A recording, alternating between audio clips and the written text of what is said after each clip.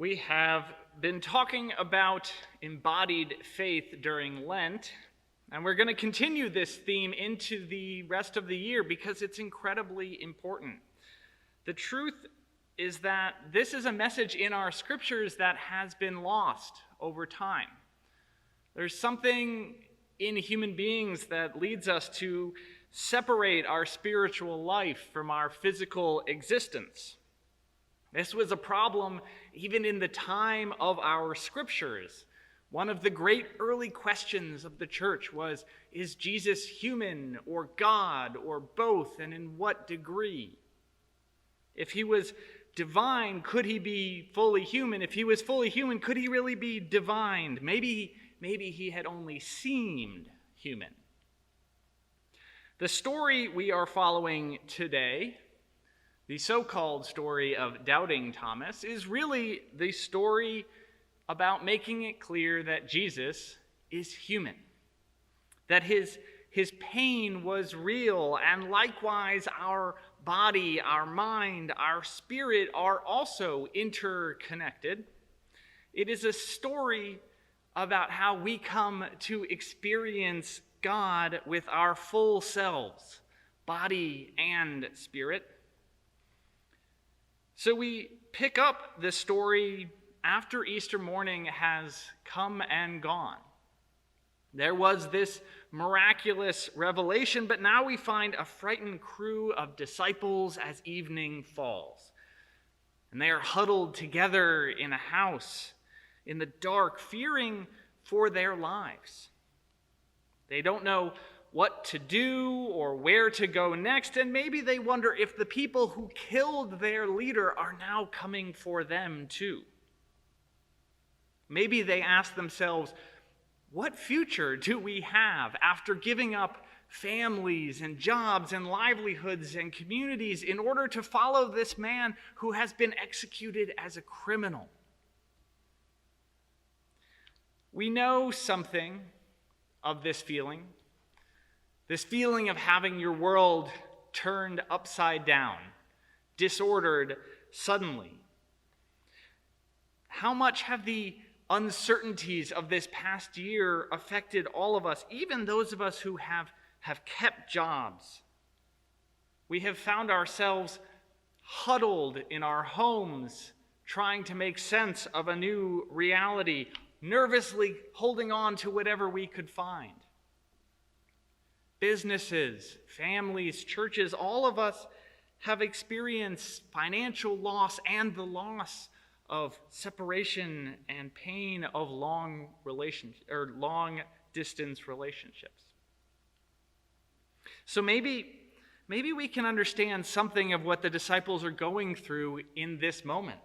That mix of uncertainty and anxiety and guilt and anger. When it feels like our life takes a turn for the worse, when things don't turn out like we expected, when we feel stunned and knocked back on our heels and all alone, we're not so different than they were. But they were not hiding for very long. Into this fear-filled room comes the resurrected Christ. Into this uncertain future shines hope in the presence of the risen Lord. This presence also brought some guilt and regret. No doubt the friend they abandoned is back, and so knowing that, seeing him probably scared them a little. And that is why it is so important that Jesus' first words are, "Peace be with you." Peace be with you is Jesus' way of saying everything is going to be all right. There's no anger here. In the midst of this room full of guilt, a room of anxiety, a room of fear, hope walks in, embodied. Forgiveness walks in body. Love and compassion walks in the door in real presence. But that leads us, of course, to this interesting character, the disciple too often known as Doubting Thomas.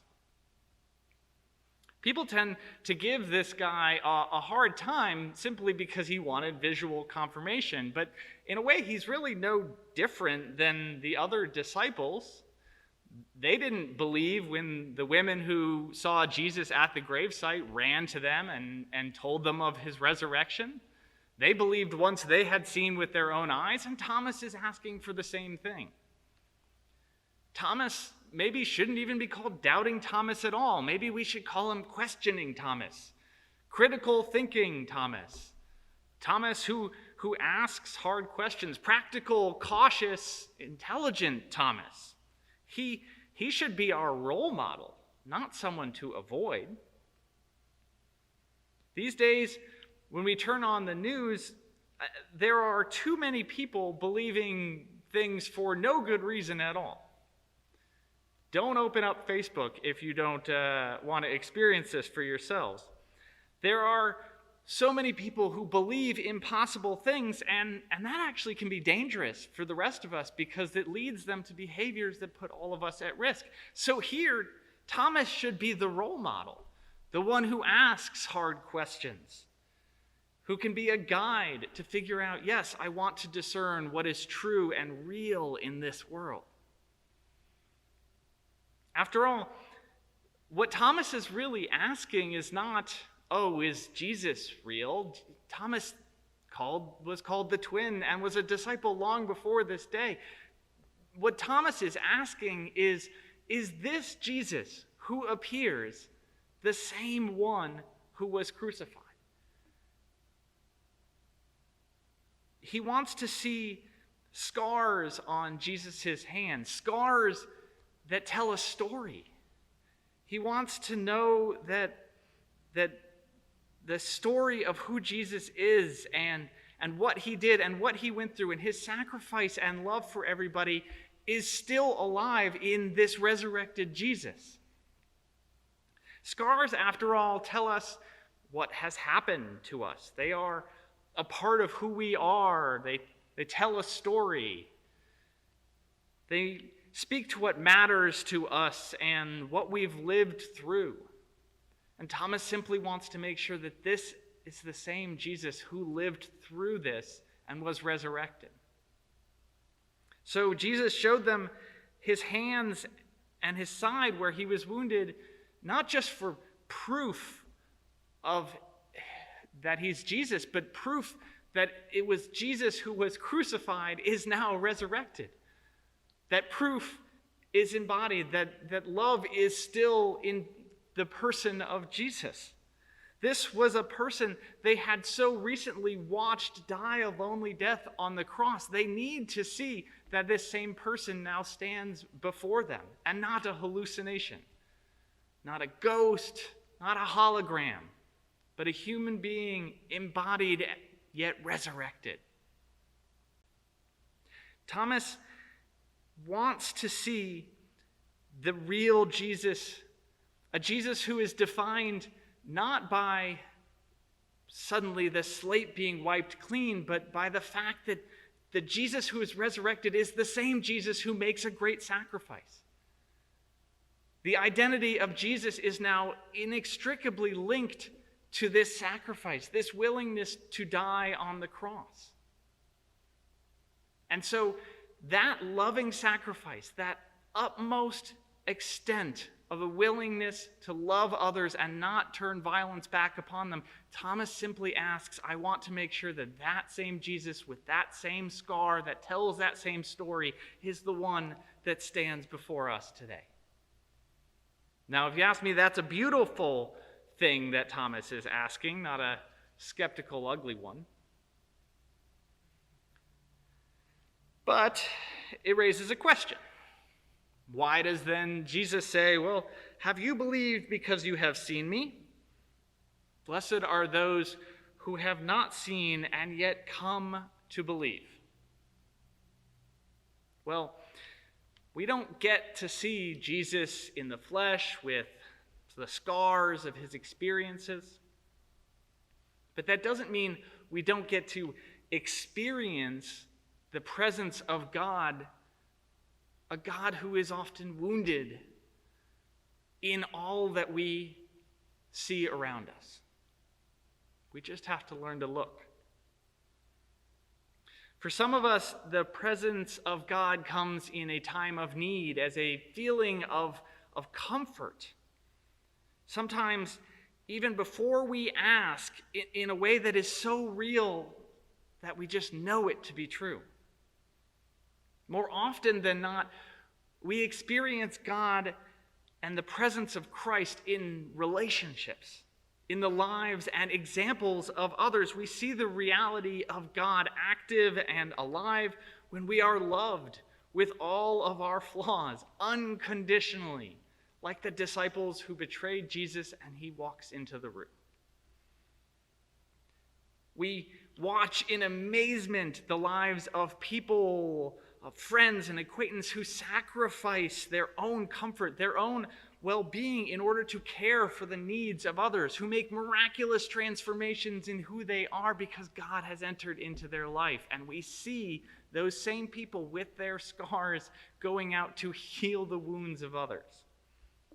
We read the biblical story and we hear the stories of one another's experiences with God in order to fully embrace and understand our own experiences. The experiences of the community of faith guide us and inform us and help us make our own experiences real to us.